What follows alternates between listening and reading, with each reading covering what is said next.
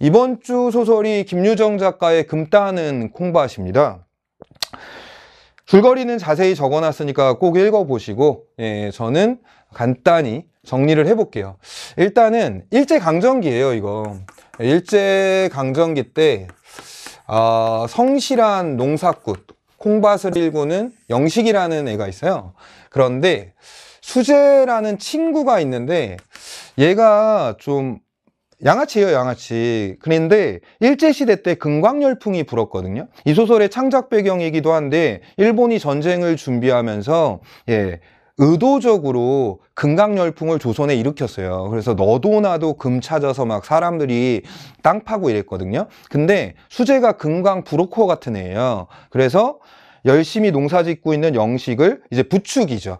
그러니까 저 건너산에 금이 발견이 됐는데 그 금줄기가 산을 넘어서 니네 콩밭 밑을 지나간다. 야, 이거 열흘만 파면 100% 나온다. 근데 영식은 이제 무시를 했거든요. 근데 이제 수재가 몇 번 찾아오고 결정적인 건 어느 날 술을 사갖고 왔는데 그 술을 먹고 이제 술이 거나하게 취해서 이제 해볼까 나도 어차피 이거 콩밭 지어봐야 뭐 소장료 내면은 남는 거 얼마 없고 그런 생각을 하는데 아내가 부축입니다. 아내가 옆에서 옆구리 찔러요. 진짜 소설 보면 옆구리 찔러요. 그래서 깜빡하면 영식이 이렇게 얘기해요. 아내가 옆구리 안 찔렸으면 깜빡하면 또 안 한다고 할 뻔했다. 그래서 하기로 합니다. 그래서 이제 자기 콩밭 거의 농사 완성되는 가는 걸 다 이제 파고 뒤집어 엎고 콩은 아작이 나죠. 근데 이제 며칠을 파도 이제 금은 보이지 않고 콩밭은 이미 아작 났고 그리고 마름이 이제 누군지 아세요? 지주 대신에 이제 소작인을 관리하는 중간 관리자거든요. 근데 마름이 이제 지나가면서 경고를 하죠. 너 이러다 징역 간다. 내가 빨리 덮으라고 그러지 않았냐. 그리고 이제 지나가는 동네 노인도 농사꾼이 그러다가는 벼락 맞는다 니네. 근데 이제 영식은 이미 되돌리기에는 너무 멀리 왔죠. 땅밭은 이제 콩밭은 다 아작이 난 상황이고 파고 들어갈 수밖에 없어요. 그러니까 이제 미치겠는 거죠. 근데 이제 수재를 보면 속이 터지는 거고 중간에 둘이 싸우기도 하는데 싸움 장면이 되게 살벌해요. 그러니까 영식이 이제 때렸는데 수재가 이제 그 곡괭이를 들고 덤비거든요. 근데 이제 영식이 그 곡괭이를 뺏어서 수재를 밀친 다음에 수재가 느낌이 이상해서 고개를 확 돌려요. 근데 이제 곡괭이가 날아와서 딱 꽂히거든요. 진짜 그렇게 나와요. 그러니까 영식 완전 빡친 거죠, 지금. 수재는 야, 이거 큰일 났다. 왜냐하면 안 나올 것 같거든, 지금. 그랬는데 이제 산제를 올려요. 이제 산에 제사 올리는 건데 이제 산신령한테 금이 제발 나오게 해달라고. 근데 얘네가 이제 제사를 지낼 양식이 없으니까 옆집에 양근땡네라는 집에 가서 곡식을 굽니다.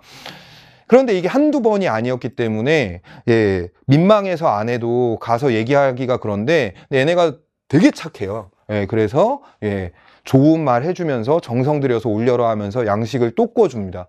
그러면 이제 영식 아내는 사실 이 양근땡네가 부러워요. 왜냐하면 양근땡 남편이 그 금강에 가서 일하는 사람인데 가서 사금 같은 것 좀 얻고 이래서 매일 고정적으로 돈을 조금씩 받아와요. 잘 살고 있죠. 부럽죠. 자기네는 지금 망했잖아요. 이대로 가다가 이제 끝장인데. 그리고서 이제 산재를 올려요. 근데 산재를 올리는데 빚은 쌓여가죠. 아내를 때리는 장면이 이 소설에서 두 군데가 나오는데 첫 번째는 이제 그 산재를 올리는 그 대가 있는데 음식을 차려놓고 그 제사상을 차려놓은 대에 아내가 올라와요. 그러니까 영식이가 뺨을 때립니다. 이게 어떤 제사인데 여자가 부정타게 올라왔다 이러면서 이제 그리고서 이제 영식이 아내는 속으로 자기가 사실은 부추긴 거잖아요. 하라고. 그런데 안 나오고. 근데 이 남편은 점점 이제 화를 내고 요즘 들어서는 손찌검도 막 하는 것 같고. 그러니까 에이 나오지 마라 하고 속으로 금 나오지 마라 막 이렇게 질러버리죠. 근데 언제 또 때리냐면 이제 산재가 다 이제 마무리가 되고서 이제 이 아내가 그런 얘기를 해요. 이거 우리 어떻게 갚냐고 이거. 그러니까 대책 없죠, 영식이도. 그러니까 아내가 계속 뭐라고 하다가 결정적인 말을 합니다. 아니 무슨 콩밭에서 금이 나온다는 걸 믿는 쑥맥도 있다? 이렇게 얘기를 해요. 아니, 사실은 영식도 빡치죠. 야, 아내가 하라 그런 건데 지금. 그래서 영식이 이제 아내 옆구리를 질러버리거든요. 아내는 이제 쓰러지고 둘이 이제 그 밭에서 막 뒹굴면서 몸싸움을 하는데 옆에 이제 수재가 그걸 보고 있는데 야, 이거 큰일 난 거죠. 이대로 뒀다가는 불똥이 자기한테 뛸 것 같고. 그래서 수재가 무슨 짓을 하느냐? 소리를 칩니다.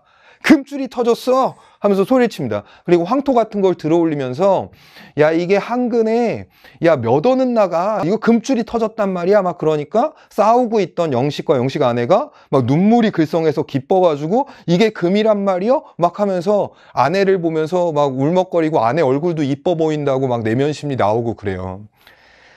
근데 이 소설의 끝이 뭐냐? 예, 수재가 이제 속으로 생각합니다. 아, 오늘 밤 도망쳐야겠다, 이거. 그 장면이 웃기면서도 참 비극적이죠. 그쵸, 그쵸. 예. 그래서 이 소설의 표면적 주제, 겉으로 드러내는 주제는 예, 허황된 꿈을 쫓는 인간의 어리석음을 풍자합니다. 영식이 얘기죠. 뭐 수재가 될 수도 있고 아내가 될 수도 있고, 예. 이런 인물들에 대한 비판이 표면적으로 드러나지만 그 안에 숨어있는 이면적 주제는 일제강점기 비참한 현실이죠. 왜냐하면 아까 얘기했듯이 그 금강열풍을 조장한 것 자체가 일제예요. 전쟁하려고 돈 필요하고 이러니까. 그래서 점점 피폐해가는 그 일제강점기 농촌 현실을 보여줍니다. 고발하는 거고. 자, 그럼 OX를 볼게요.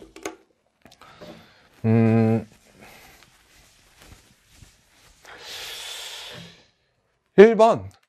여러분들 이거 꼭 풀고 들으세요. 그냥 듣지 마시고. 예, 그러고 계시겠지만. 성실한 농사꾼이었던 영식이를 콩밭에 금줄이 있다며 수재가 꼬드기면서 사건이 시작된다. 맞습니다. 예, 영식이는 할 생각이 없었습니다. 몇 번이나 거절했어요. 자, 2번. 영식의 처는 남편이 수재의 말에 따라 콩밭을 뒤엎고 금을 캐려는 것을 만류한다. 뭘 만류해? 부추겼다니까? 예, 이거 X입니다. 예, 옆에서 옆구리 꾹꾹 찔러요. 빨리 하겠다고 얘기하라고. 그 다음에 3번. 계속된 금출 찾기로 인해 콩밭이 황폐화되고 수재는 죄책감을 느낀다. 아닙니다. 놀랍게도 일말의 죄책감도 느끼지 않습니다. 예, 예, 빨리 도망칠 생각하고요. 예, 그냥 영식이가 당한 겁니다. 예, 이게 X예요. 4번. 파헤쳐진 콩밭을 보고 동리의 노인이 영식을 비난하고 마름은 영식에게 경고한다. 맞습니다. 영식에게 이제 벼락 맞아 이런 얘기하고 마름은 너 그러다 징역 간다고 이제 경고하죠. 5번. 영식은 금을 찾기 위한 산재를 지내려고 아내를 시켜 이웃 사람들에게 양식을 부탁하지만 거절당한다. 거절당하지 않습니다. 예, X. 그 옆집의 양근땡녀가 워낙 순박하고 좋은 사람들이라 예, 줍니다. 예. 다만 그 빚을 이제 어떻게 갚냐고 문제지. 6번. 금줄이 찾아지지 않자 영식과 영식처 간의 갈등이 고조되고 수재는 자신에게 불똥이 튈까 조바심을 느낀다. 맞습니다. 이래서 거짓말하는 겁니다. 죄송합니다. 7번. 수재의 거짓말로 인해 인물 간의 갈등이 일시적으로 해소되며 사건이 마무리된다. 이거 맞을 것 같아요. 그쵸. 일시적이란 말 때문에 맞습니다. 그 순간에는 봉합되는 게 맞죠. 물론 더 큰 비극이 암시되어 있지만. 어쨌든 그 순간에는 일시적으로 해소되며 사건이 마무리되는 거 맞습니다. 8번. 작품 밖의 서술자가 특정 인물의 관점에서 인물과 사건들을 해석하여.